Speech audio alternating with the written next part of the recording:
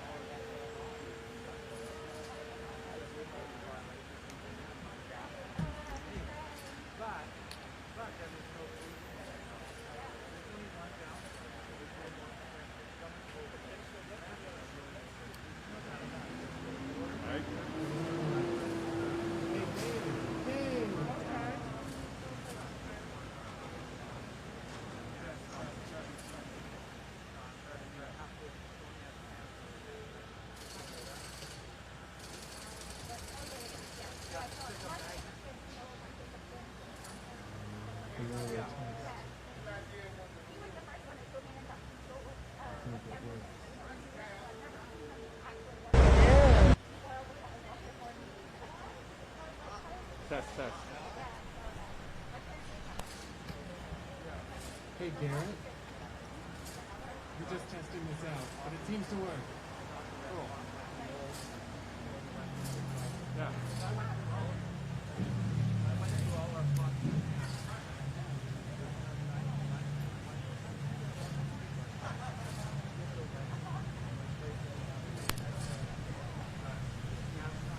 Test, test, test. All right.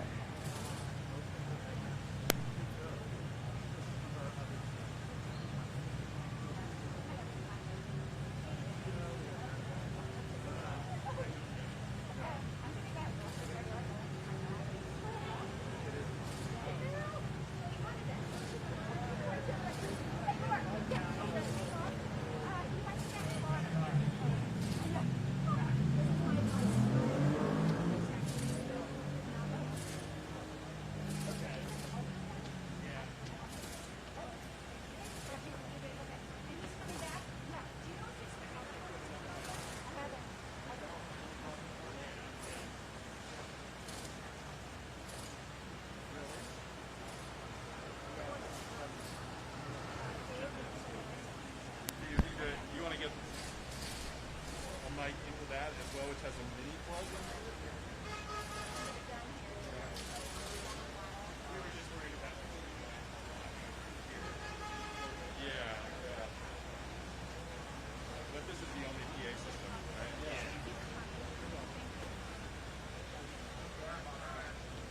I would just double them up. I mean, just tape them together, yeah. We'll have that cool, like, there's a lot of media here, look, you know?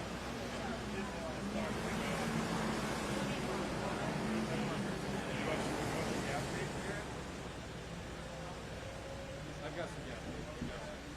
Okay, thank you so much.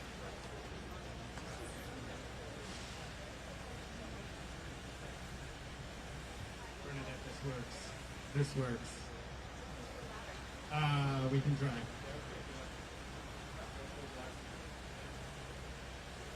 Bernadette, how is this?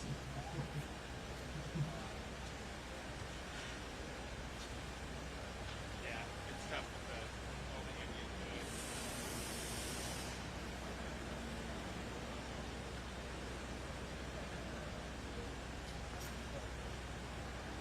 Okay, let's see how we can take these together. Okay. It's gonna be a little. I don't know. The switch is here, so.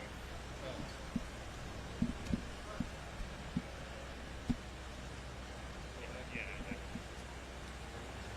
I think this mic is fairly crappy too. So like, For the recording, I've got a really good one. okay.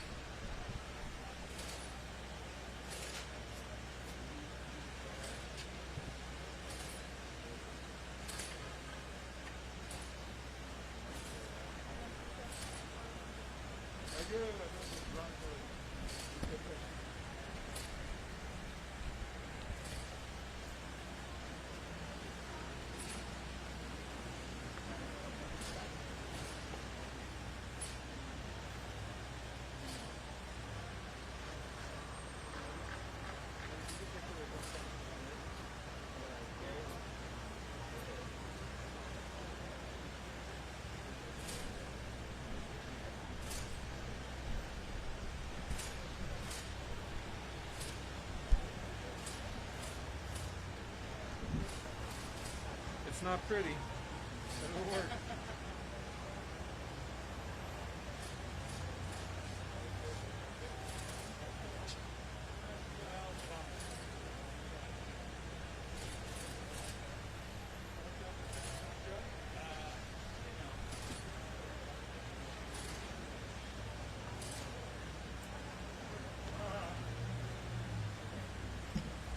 This is a test for Carter Lavin. This is a test.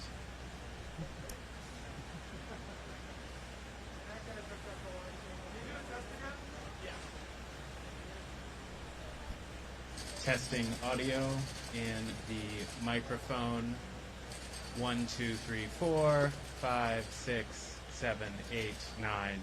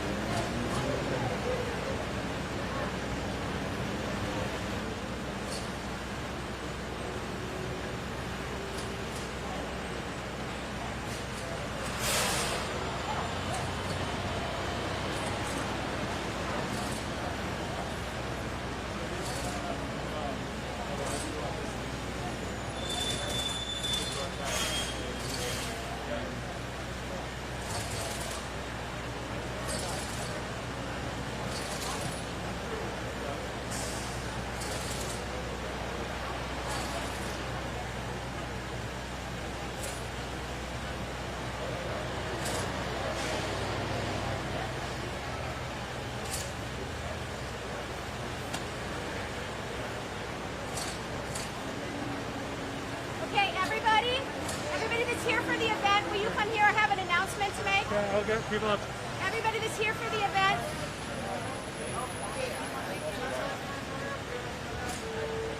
Please come here. Actually, Dave, why don't you take the mic? The theater. It's okay. All right, so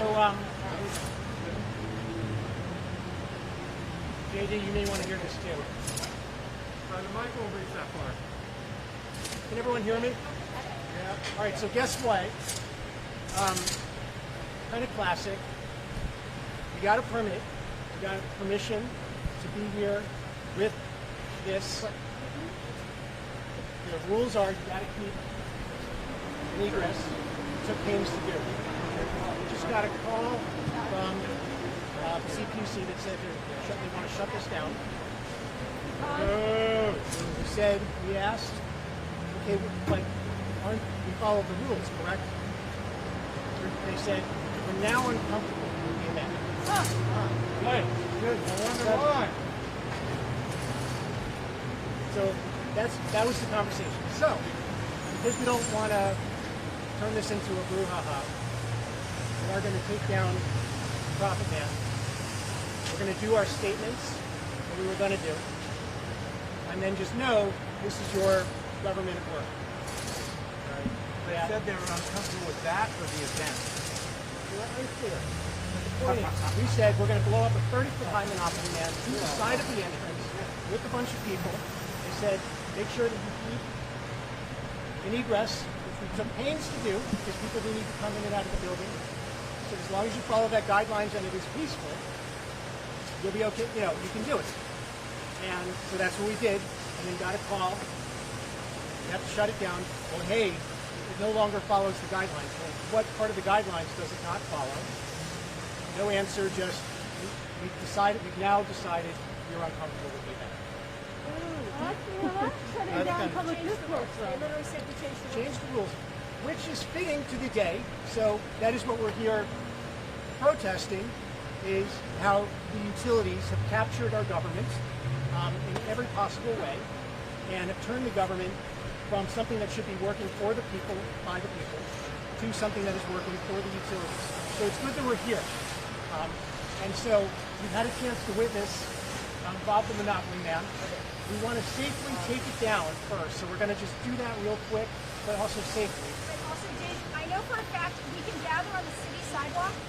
As long as we're not blocking sidewalk traffic, we should be okay. So one other idea is all of our speakers and our postcards all can be just moved down to the sidewalk.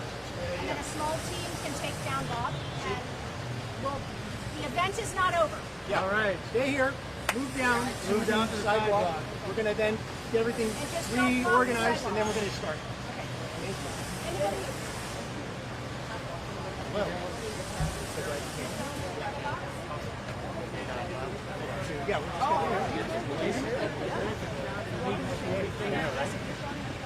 I knew this. As soon as I entered the walls of the city.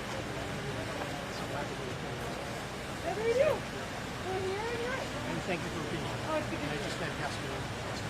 Yes. So let me just, I'm going to help kind of just bring things in.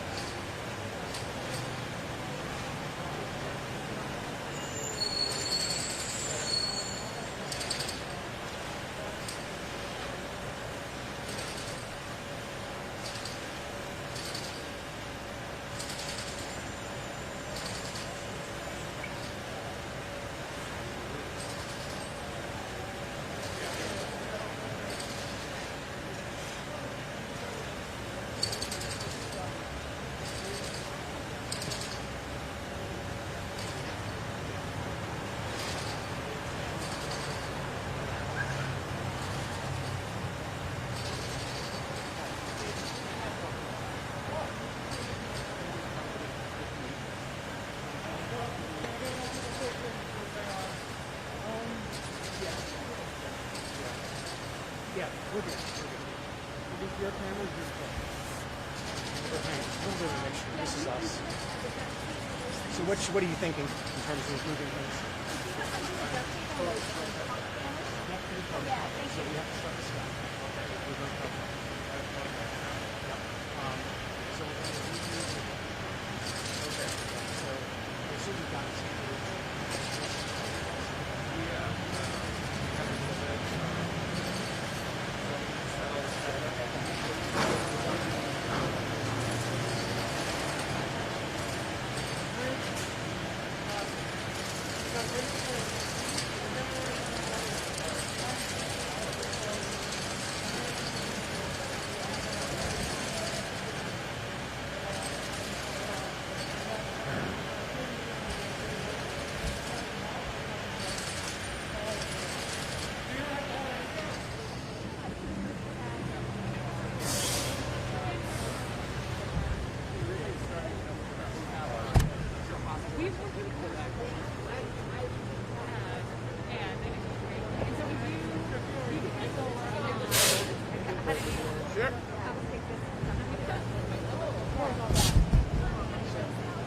Yeah, Dad is still, like, you know, working a lot for California. He's our senior advisor now, so he also does a ton of work for us. Have you stepped back a little bit? Yeah. You're trying to? Oh, yeah. I mean, he's doing some consulting, so he's doing stuff for the energy scientists, so like bringing together energy groups. Oh. So he loves that, you know. So is this technically Dan's role in test? Yes, I'm taking it. Oh, got it. Yeah. Okay. Okay. Sorry. But Yeah, no. So, how long have you been working with this Colin Love? over 2 years now. Okay. Yeah. So that kind of was like, and I came on was to finish up SR 100. Okay. And then it was like, amazing, I love working in state climate work. And then it was like, wait a second, this last year ago. I was like, what happened? The federal stuff is not for me. I learned many years ago. Oh, that is hilarious. All I know is Motion Vineyard is on there. Which is a winery in Sonoma. They're randomly in a high mountain. I know it. Oh, it's a random video. They do have music there. Their music is Pinot. So they're tagged. It's not the size of the Pinot, it's the motion. You don't forget, honestly, like that's over a decade old. Just in my brain. It's a pretty impressive list. I'm going to take pictures of that. Yeah. It's a Oh, I should go get my badges.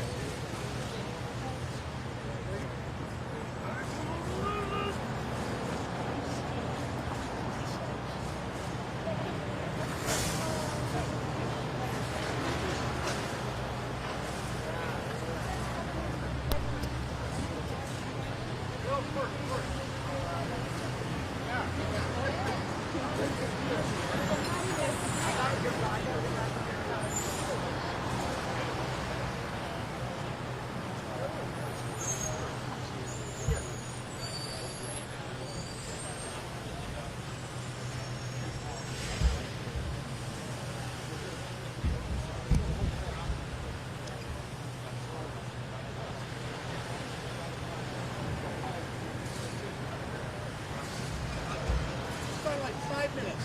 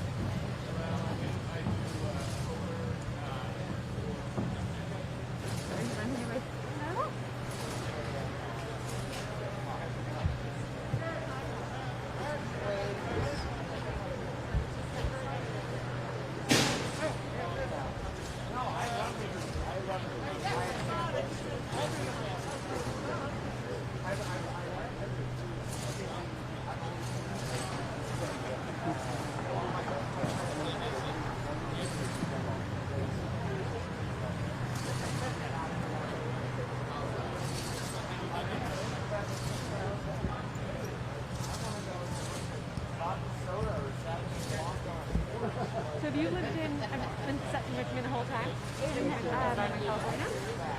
I lived in the Sunset in San Francisco, and then I was in Oakland for a bunch of years. So always virtual, or?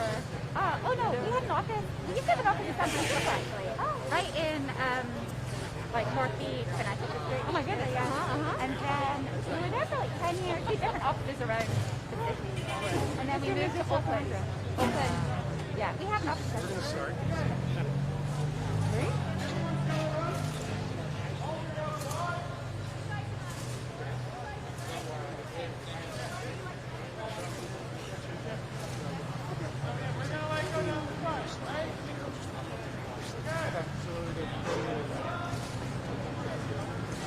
So speakers, come on up here. Sure.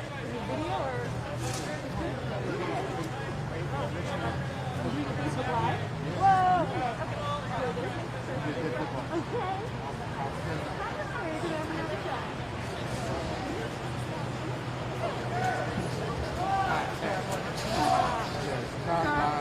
Okay, the big blue button. Then there will be another button that says stop. Okay, you just want to see.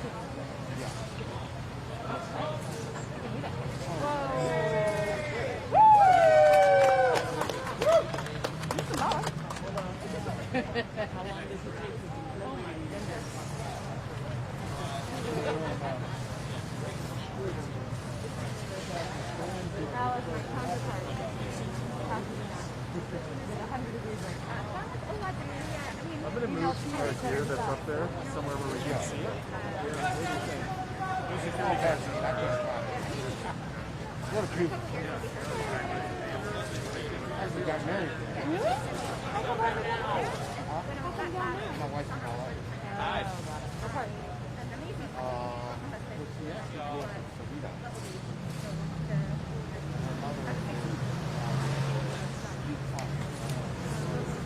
I'm born in LA.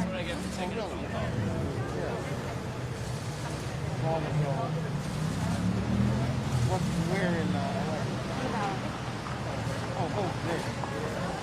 From my heart. Oh my goodness. Yeah. But it wasn't that bad. Let me.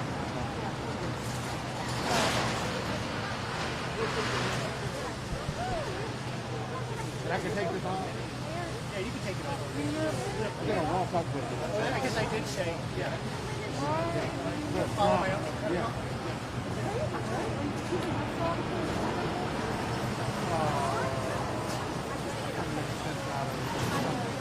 That was like 2 weeks. Oh, we've been open. Right, we're back.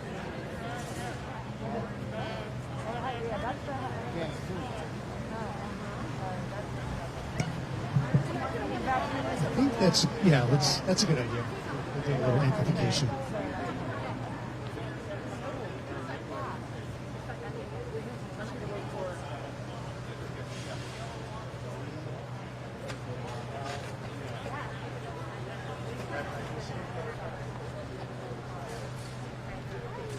All right, yeah, speakers, come on over here.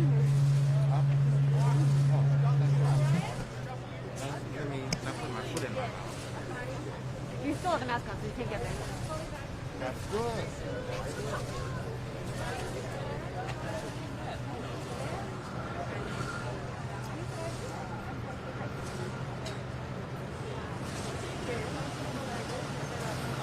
yeah, come on over here. All right, we're going to get started. So if you're a speaker, just kind of like hang right here.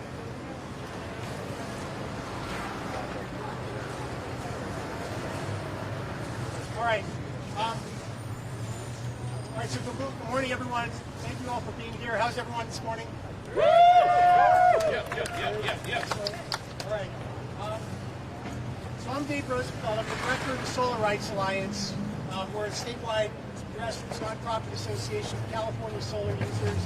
I believe everyone has the right to make energy from the sun without unreasonable interference by the utility. And the Save California Solar Coalition is here today because the utility profit grab is still alive, it is still here, and it is at the California Public Utilities Commission. What are we here to stop? Profit grab, utility profit grab. Utility profit grab would take away rooftop solar from the people of California just when it's taking off in working class and middle class communities around the state. The utility profit grab would tax your solar. It would mean that depending on where you live in this state, you'd be paying $51 to $91 a month extra just for the pleasure of having solar. And if you're a church, a school, a food bank, a fire station, you'd be paying between $1,000 and $3,500 a month just for the pleasure of having solar. But that's only one part of the utility profit grab to kill rooftop solar. They also are proposing to the California Public Utilities Commission to slash the credit that solar users get for sharing their extra solar energy with their neighbors. They're going to slash that credit by 80%. And the utility profit grab goes after the millions of working and middle-class Californians who are just on the cusp of getting the solar. And also, they're trying to go after the 1 million early adopters today who have gone and done what the government asked them to do and put solar panels on their rooftops so that we can protect Mother Earth, save money, cut down the cost of the grid. This is ridiculous that this is what we're fighting. We should be working as a state to get millions more people in this state, working class, middle class people, to get the solar in neighborhoods around the state. Every house of worship should have the opportunity to get solar. Food banks, schools, fire stations, police stations should have solar. This is what the conversation should be. This is what the public wants in poll after poll after poll. No matter what party you're in, that's what the public wants. That's what the Save California Solar Coalition, over 100 local and statewide organizations around the state have said that we want. It's what almost 30,000 Californians have said in the petitions behind us here that we're going to be delivering today as a down payment on what is going to be a long, hot summer for the utilities and the echo chamber that the utilities have created with their money and their power. We have to stop that. We have to stop that. It already started. We're going to continue it. This is one step along the journey. And with that, I want to introduce some of the amazing members of our coalition. It's been fantastic. This is the group that helped take down AB 1139 when the utilities were trying to grab the profits at the legislature. This is the group that helped to stop it. And now this is the group, among many others, who are going to stop it this year. First, I want to introduce the Reverend Pastor John Curran from the Hope United Methodist Church. They put solar on their church. They're one of the early adopters. We thank them. And Reverend, you want to come up and say a few words?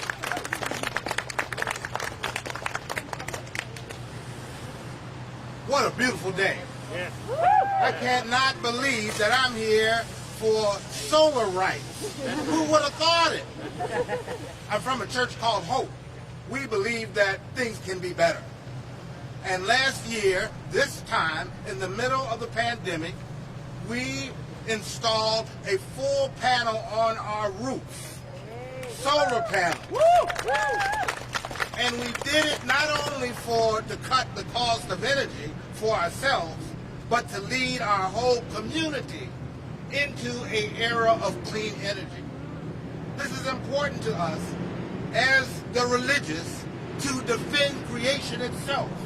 In a time when CO2 levels are at record highs, even in the midst of COVID, we stand here today having to come to the state to suggest to them that perhaps You need to take your overall policy seriously and preserve solar energy, promote solar energy, supplement solar energy.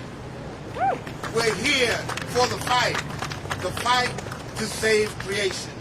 And I'm glad to be here with you all, especially with this coalition.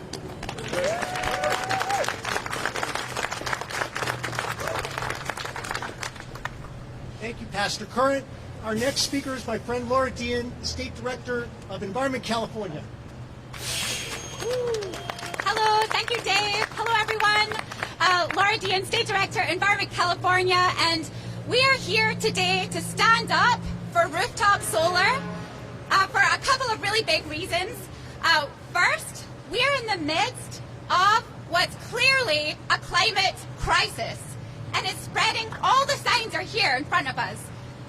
We're standing under beating hot sun, which is not that common in June in San Francisco. And we're going to see records shatter this week all across the state of California when we look at the temperature records for June.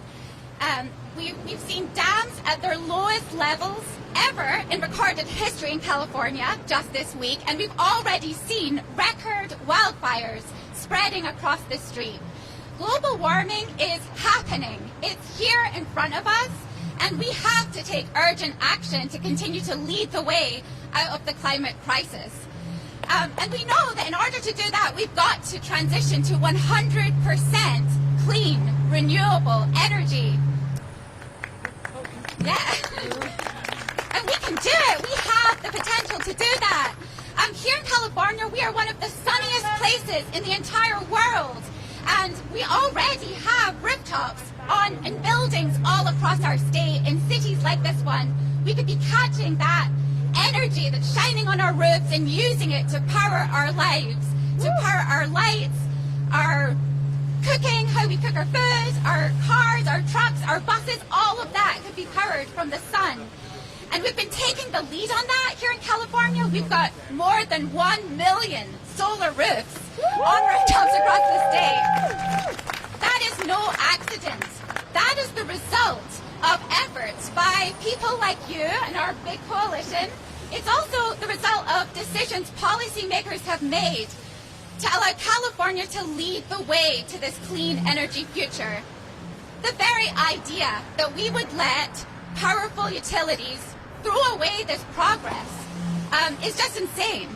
It feels like, I don't know, a world-leading parachute jumper cutting off the strings of their parachute mid-jump. It's just insane.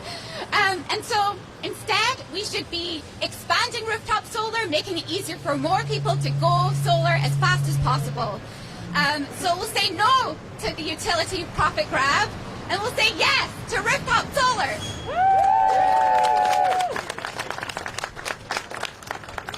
All right, our next speaker is Marie Perez Ruiz from the chair of the California Democratic Renters Council. I'm really excited to introduce Marie. We need solar on multifamily homes. Good morning. My name is Marie Perez Ruiz, and I'm the chair of the California Democratic Renters Council. I represent over 1,000 members and dozens of organizations throughout the state. Among the representation, we also represent 18 million. There are 18 million Californians that are renters. Sorry, thank you. There are 18 million Californians that are renters, and this is something that is dear and important to all of us. Okay, thank you. There are 18 million Californians that are renters, and we're in the middle of a pandemic, and we're in a housing crisis where right now we have to decide, what do we pay? The rent, the utility bill, or medical expenses? Many of us are choosing to pay the rent. Many of us are choosing to pay or minimize our medical expenses. But we're here today because we see the rooftop solar panel, as a way to be part of the solution, as a way to bring equity to our marginalized communities that are primarily black and brown, people of color that are being targeted. So I am here today, one of 18 million renters in California, to be part of the solution. And we need to make sure that there's equity, and that we're able to address the need of our climate. We need to be part of this. This is it. Our time is now. Our time is now, and I cannot emphasize the importance of that. What this is happening, what we're seeing right now, we see so many rooftops. We live in an apartment complex. We see opportunity and possibilities. We see the possibility of being part of this amazing opportunity that is being taken away and denied. We see profits going to the utility companies, and we see our savings dwindling. So this is what we're here about. We're here on the long haul to join this coalition, and to ensure that we bring equity to our communities. We bring social and housing justice, and this is a reflection of it. This is part of our California Green New Deal. This is part of it. And this is a very good start. It's a very good start for us to be surrounded by this amazing coalition. It's powerful to see, and that we already have defeated. Even though they were able to bring us down to the steps, we're going to be there pretty soon. We're going to be there pretty soon. And this is just, again, the beginning, and I want to thank you again for allowing us the space to share with you the amazing work that is happening.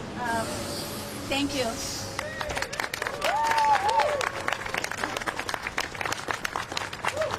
Thank you. All right, our next speaker is the mayor of Berkeley, leading the charge to electrify and decarbonize. I want to introduce the Honorable Mayor Jesse Adeguino. Well, solar is the future. And we have a choice to make. Do we continue down the path of energy dependence, of fossil fuels, or do we promote energy independence while supporting environmentally friendly policies? And in 2009, solar accounted for 0.4% of California's energy production. In 2019, solar is now 14.2%. That's a 35 times increase in just a decade. And these trends must continue if we are going to meet the Paris Agreement's goals of keeping global temperatures below 1.5 degrees Celsius. And we know that California is a leader in solar. Many of you are leading that solar revolution here in the state, accounting for over a third of our nation's solar energy production. But we must continue these trends and advance policies to support the proliferation of solar production here in California and throughout the country. So supporting rooftop solar promotes resiliency and sustainability. We know that our state has dealt with rolling power outages and smoke-filled skies. Many of us remember the orange skies that we saw last year. This does not have to be that way. This is not the future of the state. We can change the future of the state. And we have made great strides in recent years to develop infrastructure to promote environmentally friendly policies, while we know that the actions that we take on the environment have major consequences for the future and that we cannot go back. And so California, with net metering, we're giving power literally to the people, both figuratively and literally, and lowering energy bills for residences and businesses and affordable housing and for churches and for infrastructure and for schools. We can lower rising electric bills, promote energy resiliency in our communities, and save money that could be reinvested into our local economies. So, today we're hearing from a diverse coalition of environmentalists and solar experts and tenant activists and community members on the importance of net metering. We have worked to defeat the power grab by the utility industry by stopping AB 1139. And thank you for all your work in helping stop that really dangerous bill in our solar industry. But we know that the work must continue to promote net metering rights, to protect them and our consumers, to ensure that they have access to clean, efficient, and cost-effective energy. Our sun is here for all of us. not just industry. No one should have a monopoly over our sun. So thank you for being here today, and let's stand once again against this utility power grab. Thank you. I love that. The sun belongs to everybody. It's so great. Okay, our next speaker is Laura Nish from 350 Bay Area. Thank you, everybody, for showing up during this massive solar spill. We're celebrating a beautiful day. So we know we're here because we know we need to take the fastest route to 100% clean energy that we can, and it's not just critical to avoiding the worst impacts of climate change that are coming towards us. It's essential for providing clean, breathable air. It's also the law in the state of California. Rooftop solar and other small community-based clean energy projects are an important part of the solution. They provide local jobs, local clean air, and safe, reliable energy.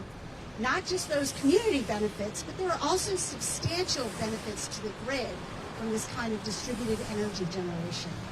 And we have, right now, all of the tools that we need to start to craft a 21st century grid that's safer, more resilient, and more affordable for everybody.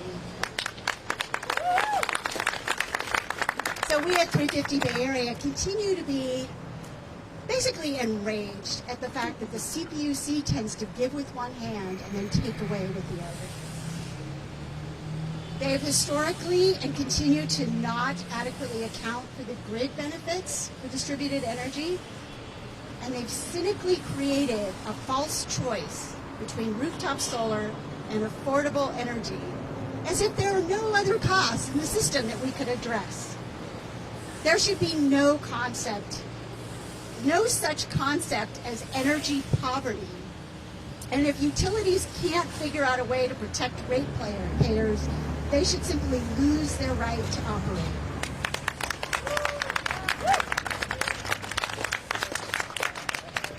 I think it's possible if we put our shoulders behind this to create policies that provide for affordable energy, especially for those struggling to pay for it. That does not have to be connected to this issue of rooftop solar. What about the guaranteed double-digit returns in a low-interest rate environment for big transmission projects? Let's talk about that as being a cost to the system. What about prioritizing excessive executive salaries and shareholder returns? And most egregiously, let's talk about shifting the cost of criminally negligent actions and not doing the maintenance required to keep us safe and putting that on the backs of the shareholders. Thank you. In fact, right now, getting a little bit into the weeds, because that's what we do at 350 Bay Area, the CPUC is trying to sneak through a major change, wait for it, to its avoided cost calculator. Its way of measuring one of the positive aspects of rooftop solar and its potential to avoid building additional infrastructure. That part's good that they have that, right?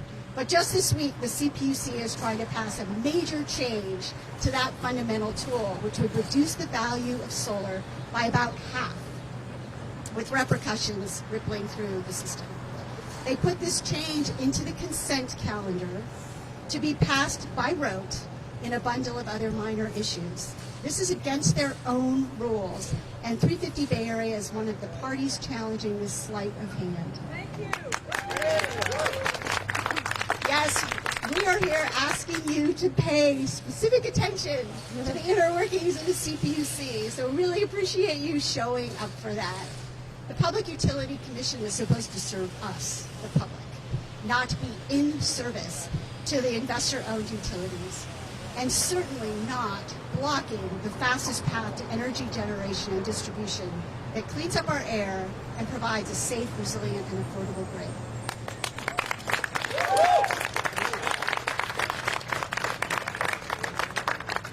Thank you so much, Laura. This is one thing to note is the utilities have a playbook, and they use it everywhere in the country to kill off rooftop solar and strengthen their profits. And one of their playbooks is to make this whole process so complicated. It wants you to think that only a highly trained lawyer who's worked for years could ever do it. Don't buy it. This stuff, you know, whatever you feel is right, chances are you are right and they're wrong. And don't let them use the process or complicated mumbo jumbo to stop you and the public from getting involved. So thank you for calling out their playbook and inviting people to come in, do the playbook, and make it work for the people. Okay, next speaker, Paola Laverde, who is one of the commissioners of the Berkeley Rent Board, thank you, and also on the steering committee. Okay, we will do our best. Okay, I will say that again. Paola Laverde, commissioner on the Berkeley Rent Board and also a steering committee of the Berkeley Tenants Union. Thank you for your advocacy. Come on up.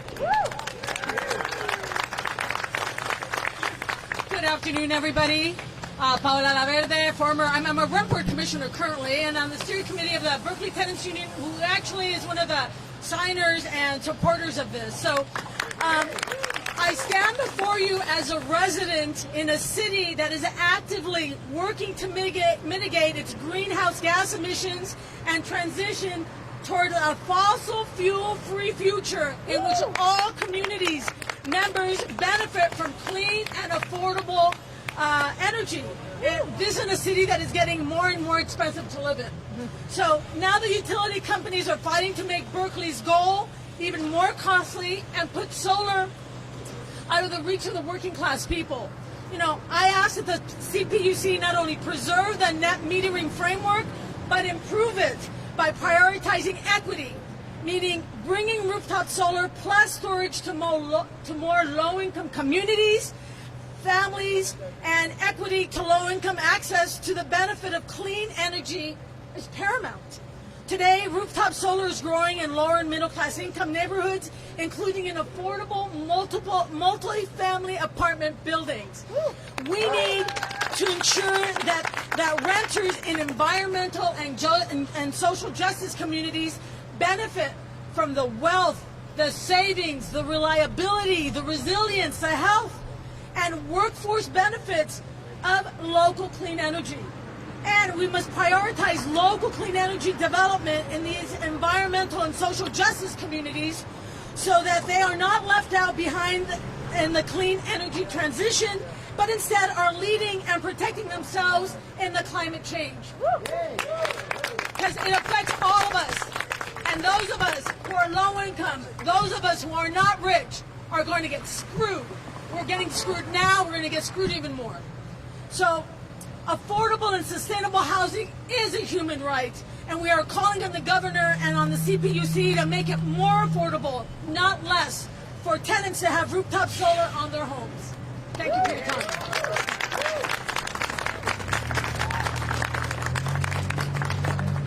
Okay, next up is Richard Scaff from Designing Accessible Communities.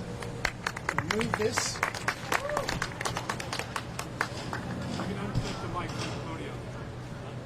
We have a technical problem here. Be waiting just a minute. Okay, hold on.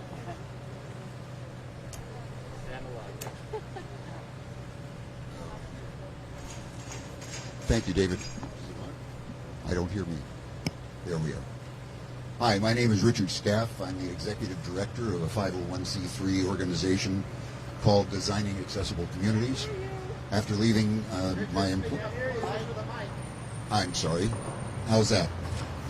After leaving 15 years with the city of San Francisco, dealing with access for people with disabilities, I created this nonprofit to continue educating the public about the rights of people with disabilities, and more specifically, advocating for an accessible environment, built environment. I'm here today to talk about the policy the California Public Utilities Commission has adopted that allows state for-profit electric utilities to turn off power to their grids. So if their grid system has an equipment failure, like an electric power line being down, that failure won't cause a wildfire like those PG&E's grid system recent failures have caused. I'm particularly sensitive to that because I live in Sonoma County, and live in a Tier 2, which is the second highest wildfire zone in California. So it's a major concern about wildfires being caused by electric utilities, especially PG&E. At one point in the early 2020, the former executive director, who has since been fired illegally, I should say, by the commission, CPUC, was working on developing a mitigation program that would protect people with disabilities and vulnerable seniors from the effects of electric utility de-energization event, what they call PSPS, Public Safety Power Shutoff. That's not what it is. It's a PG&E safety power shutoff, so they won't get sued for killing any more people. The problem is, there was no discussion with our community when this policy at the CPUC was discussed. We were at the 2020 public hearing given only 1 minute each. 4 of us were given only 1 minute each to talk about the threat de-energization will cause people with disabilities and vulnerable seniors who depend on consistent electricity. In fact, we know of at least one Northern California resident who had his power shut off at 3 o'clock in the morning without any notice and was on an oxygen electrically powered oxygen producing system. That stopped working. He tried to reach out for his manual system, but failed and died of a heart attack. This is a real issue with us. And interestingly, one of the discussion items I had personally with Ms. Stebbins when she was still with the CPUC was the need for the electric utilities, the 3 that CPUC has been mandated to oversee and protect us from, us ratepayers. She was going to put together portions of the fund in the self-generation program, and in fact put together a $300 million package that was meant to purchase residential batteries for vulnerable seniors and people with disabilities that would provide us at least 2 days worth of backup power. Certainly not enough to deal with the 5-day experiences we've had with PG&E turning off its grid for 3 days, but needing 2 or 3 days to inspect every mile of their grid before they can turn the power back on. We never received any of those funds. And since that time, since Ms. Stebbins has left the commission, the president of the commission and the members of the commission have decided that all the electric utilities have to do is provide 6 hours of backup power for us. Typically with battery backup, which, by the way, if I was a person who is a diabetic that requires refrigeration for my medication, I have a loaned Yeti 3000 battery generator that I'm supposed to use during those de-energization experiences. But I can't hook my Yeti 3000 to my refrigerator because it will use all the power in the battery in that battery generator in a couple of hours. We have an unacceptable, life-threatening situation. And the CPUC and the electric utilities that it oversees have not only not done what they should be doing to create real mitigation measures that will protect ratepayers with disabilities and vulnerable seniors, they have gone to the other extreme and done everything they can to protect the for-profit electric utilities. The answer is residential batteries, not only in single-family homes, but in multifamily homes, and rooftop solar to recharge those batteries if the power outage goes longer than 2 or 3 days. I want to call on Mary Bell Batchery, your president of your CPUC, and say, Mary Bell, do the right thing, protect the ratepayers who are vulnerable seniors and people with disabilities, and actually the rest of our California ratepayers. encourage people to do rooftop solar and battery backup, but specifically also assure that the most vulnerable ratepayers in the state are protected from for-profit electric utilities. Thank you all for listening, and happy to be here.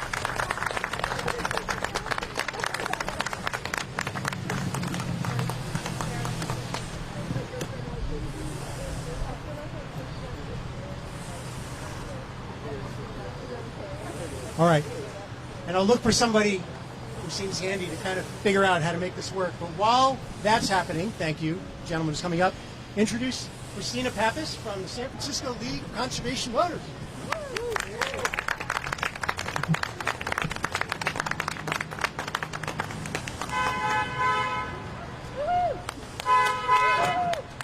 Hi there, I'm Christina Pappas from the San Francisco League of Conservation Voters. We exist because San Francisco residents value a healthy environment.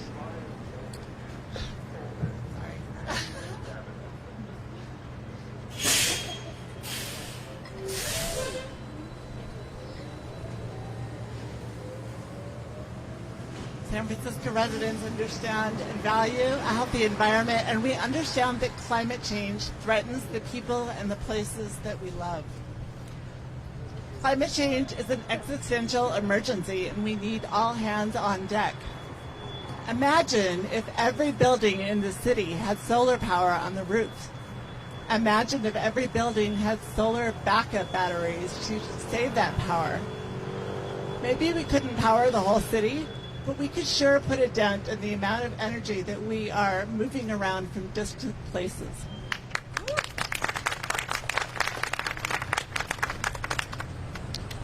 We need solar power for everyone, and we need everyone to be part of the solution. The utilities need to be part of the solution, not holding us back, and the CPUC needs to be part of the solution, not carrying water for the utilities. The current subsidies encourage everyone to get solar power. There are a lot of people who've invested in solar power who normally couldn't afford it, but net metering policies and current subsidies have made it possible for them to pencil out the investment. If we take that away, those investments don't work, and people have to choose whether to rip off the solar panels or just not pay for them anymore, lose their houses, lose their bills, fall behind on rent. If we reduce the subsidies and those policies, we're returning solar energy to an expensive hobby for the richest people. And we urge CPC to stand up for the people and do what's right. Thank you.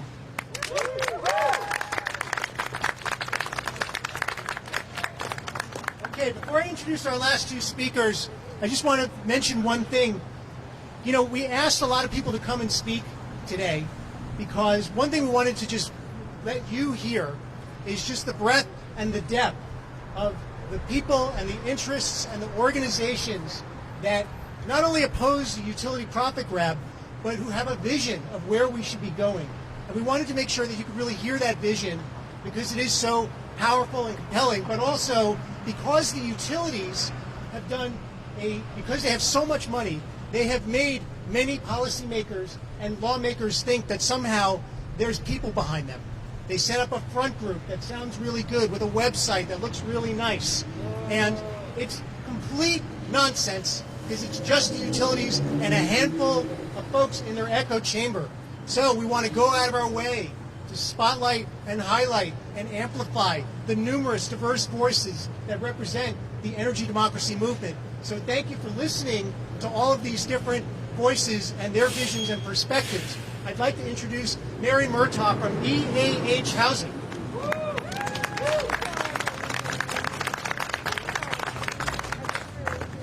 I should adjust this for the height impaired. Hi, I'm Mary Murtaugh. I'm with EAH Housing, which is a large affordable housing development organization founded 53 years ago and working all over the state of California and in Hawaii. I've been with them for 33 years. Sorry, what? Closer. Closer? Yeah. I'm sorry. Mary Murtaugh, EAH Housing, a large affordable housing development organization, one of the oldest in the state. We now have 8,000 units under management, and our goal is social equity. We were founded for social equity and helping residents have stable lives.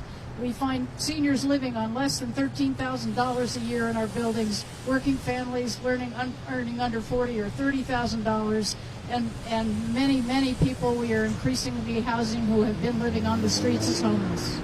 So I'm here to tell you that AB 1139 is a very damaging bill that is going to hurt our residents substantially because we pass as much as possible of any electric cost savings through that we have from solar through to our residents. I'll give you a few ideas about that, but that's what we're here about. So trust me, I've been in this business for 33 years trying to help low-income people, and this bill is terrible. The supporters of this bill are pushing a false argument that solar does nothing to help poor people, but that's not true. So we were one of the early adopters of solar power. Back in 2011, we built a 900 kilowatt system in Richmond, which at that point was the largest affordable housing solar install in the country. So we don't screw around. But I want you to know that all the savings from that allowed us to refinance that building, build a community center, and create the first computer learning center for low-income people in the western United States. So solar does good in many, many ways.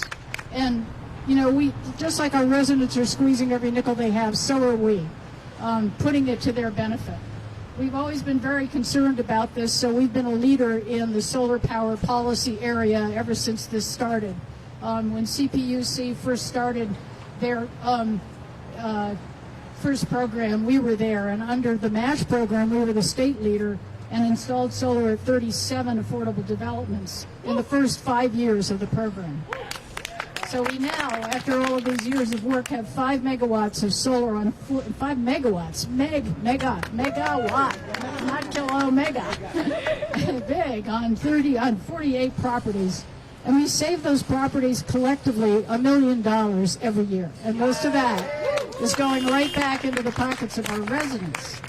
So that's why fighting this bill matters, and I'm personally very pained to see CPUC on the wrong side of this because they do a lot of good things. They give us grants for digital equipment for people who are not available to get on the internet otherwise, and we provide free training. So they should flip their position and get on the right side of this because our environment needs it.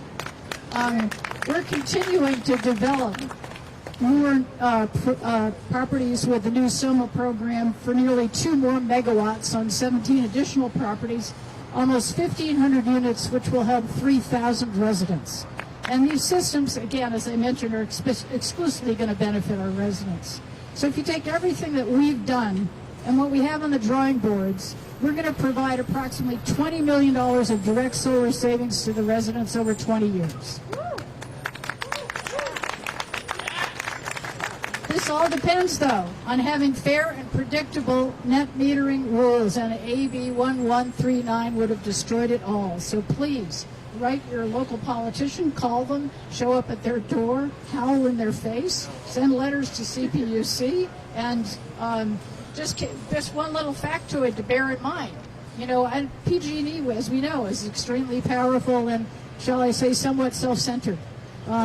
Since 2016, they have increased electrical bills for renters by 50%.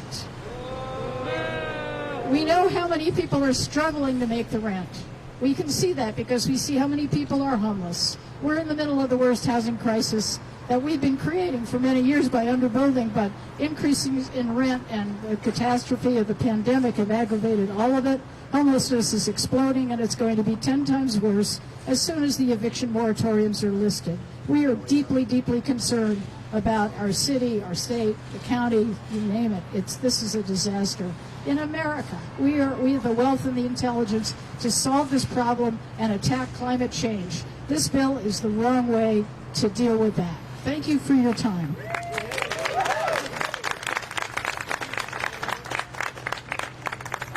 All right, thank you, Mary. Last speaker is Bill Alio from the Environmental Working Group. And then our last speaker is Bill Alio from the Environmental Working Group. And then I have a job for people. which I will announce after Bill.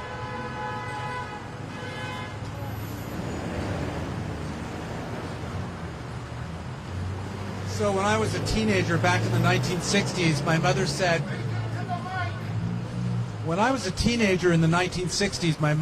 to me, you either wear a black hat or a white hat, and you're going to work for the white hats.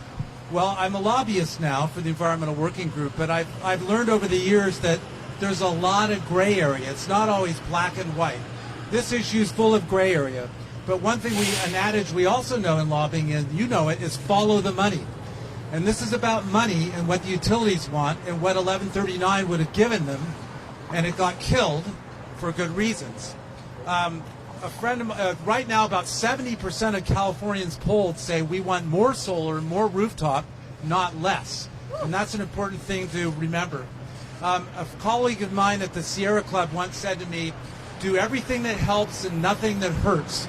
And I think the PUC needs to hear that and do that, because the path we hope they don't go on is just plain wrong.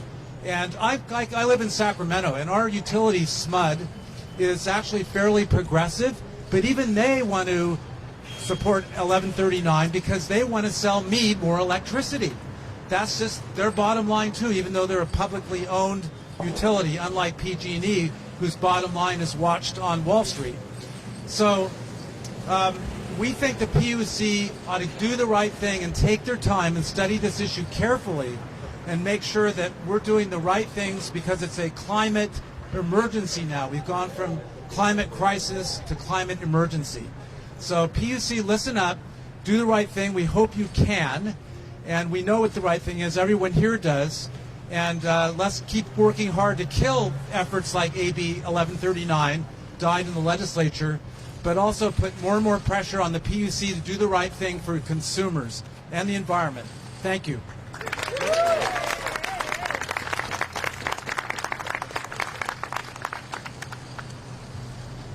All right. So, thank you, everyone. We have a job to do now, and I need a little bit of help. We have a job to do, and I need a little bit of help. Is that good? So we've got petitions signed by over 27,000 people from around the state in these boxes behind me. A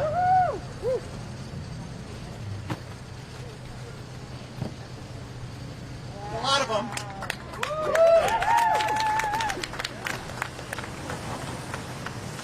And I'm not strong enough to carry them by myself.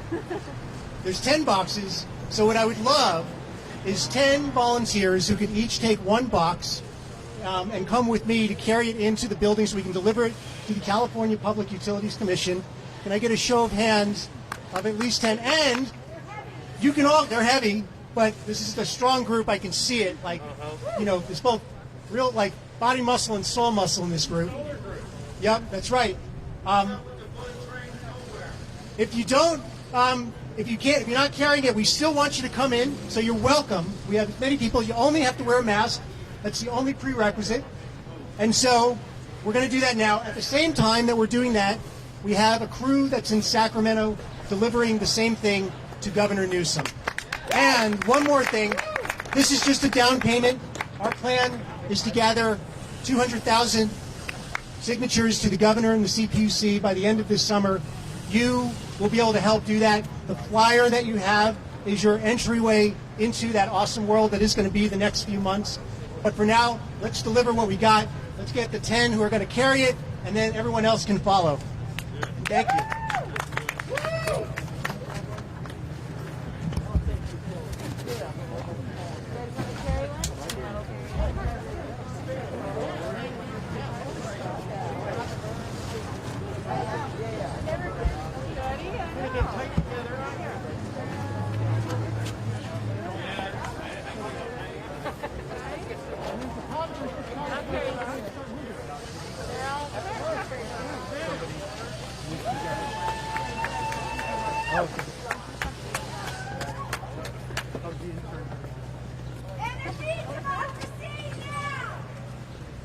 Yeah, I just told this part would go out yesterday.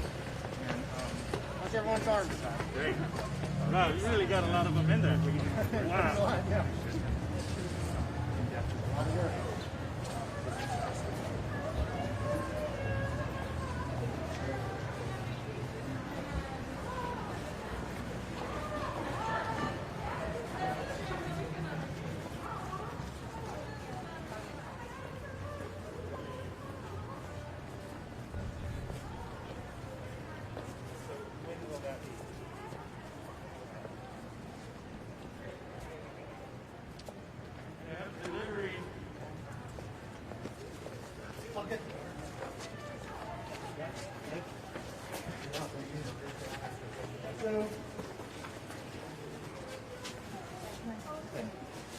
Do you have to wear a mask?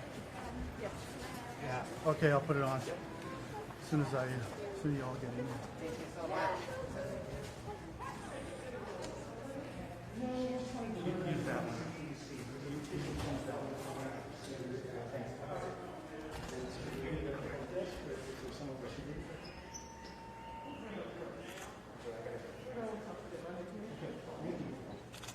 They're really heavy. Happy carrying whatever you want to see.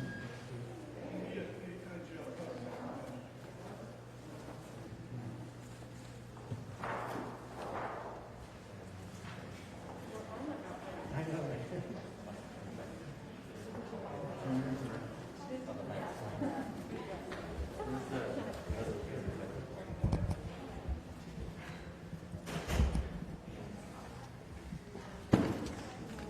Bureaucracy is going to take a while.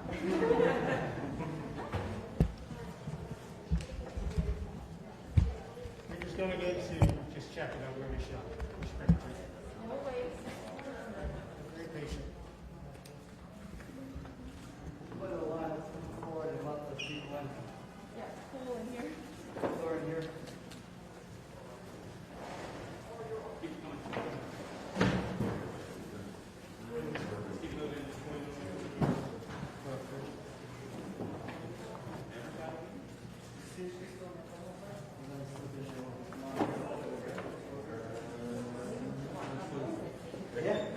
Now you got it. Is there anybody out there with our camera? I think, yeah. Okay. Very nervous.